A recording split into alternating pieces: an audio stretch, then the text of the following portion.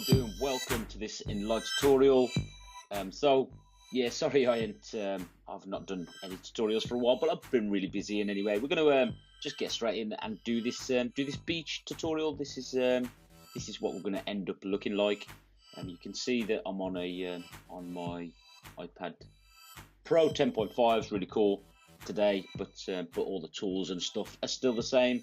So we'll go over into Enlight, and we're going to use this image first, and I will put these images in the link in the description. When I forget, I always forget, just drop me a message in the comments below and I will remember to do them. So we're going to start off with this image right here, and what we want to do with this image is just go straight to tools.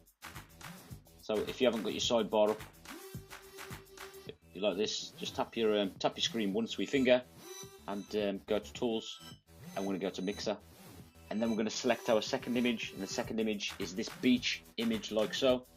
So all I'm going to do with this beach image is just pinch and squeeze and just increase the size of this image and just place it at the top like so, and just pinch and squeeze a little bit more till I get the image to the size and the position that I want, and it's about here like this. Then I'm going to go to tools at the bottom down here, tools, and I'm going to go to blending mode, and I'm just going to go to seamless, and then we'll try overlay. So you can try all of these blending modes, and dependent on what the foreground color is and the background color is, will depend on what blending mode you use. And once you've had a little bit of experience with the blending modes, you will know which one that generally you want to use. So I know on this one that the best one to use is this seamless, and the reason is because the colors sort of match, and we can blend this sand into this desktop quite nicely. So we can increase or decrease that blend mode by sliding our finger along the screen.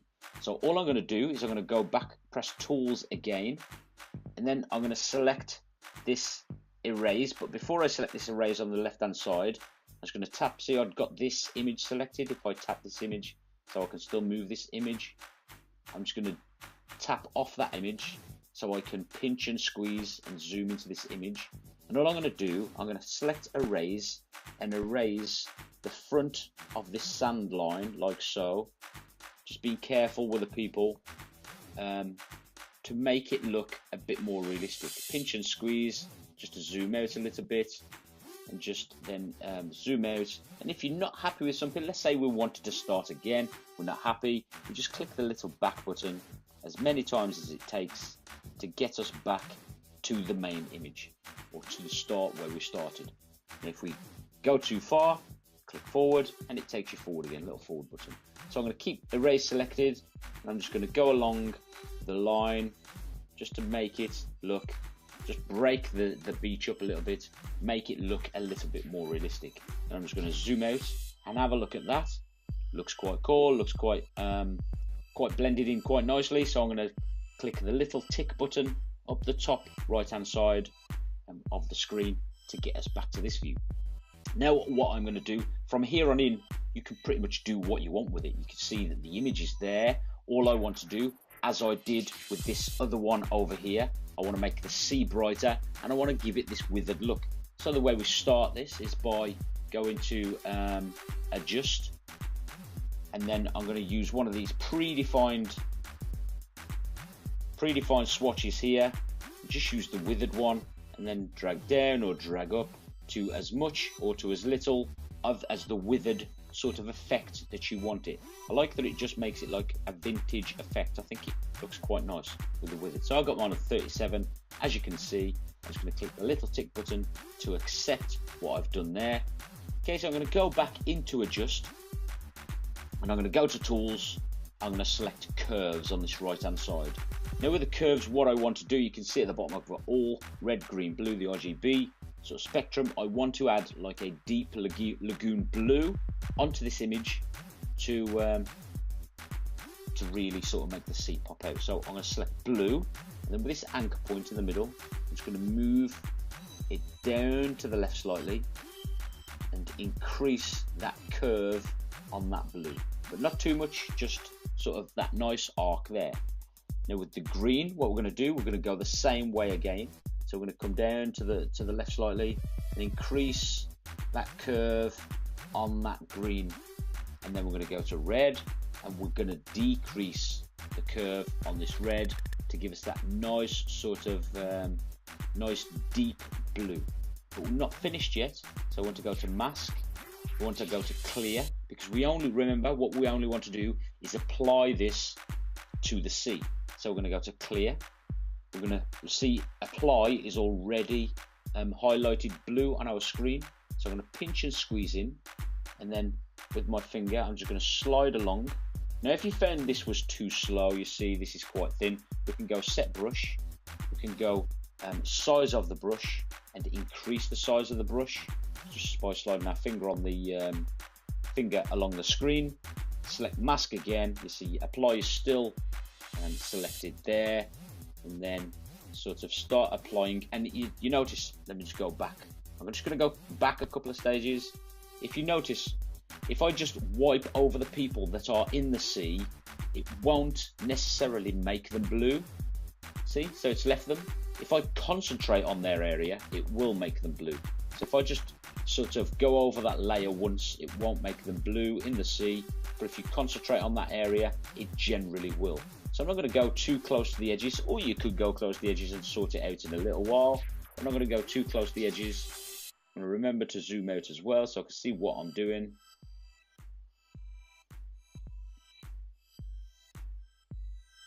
And then this is really rough, sort of rough effect of the sea that's now coloured in. So now we're just going to tidy it up a little bit.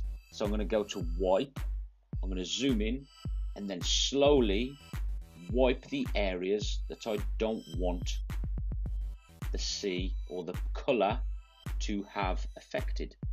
You see we've got this guy over here, let's get rid of the colour on him. You see he's actually in the water, but when I've done this image previously, because this is really shallow here, this blue doesn't necessarily blend well, but we'll have a look in a second. Do that, slide along. So if we find this piece here, look, you see that is the actual water. So let's go a little bit closer, and let's just wipe to get that water. And you do have to be careful if you want a good, if you want it to look correctly, you do have to pay a little bit of attention to detail and get it just right. So I'm not going to fill these bits. I know I can see this here, I can see that is water, but I'm not going to fill it. So I'm going to sort of leave it like so, I think, at the moment. Let me zoom out and have a look. Yeah, so okay, let's fill it. Let's just fill that area as well.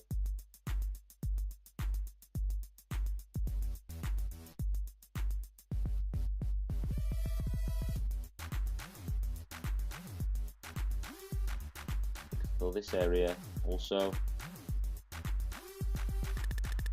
And again, when we want to wipe, just wipe that colour away. So that is the sea pretty much blended in the way I want it to be. So I'm going to click the little tick button on the right hand side.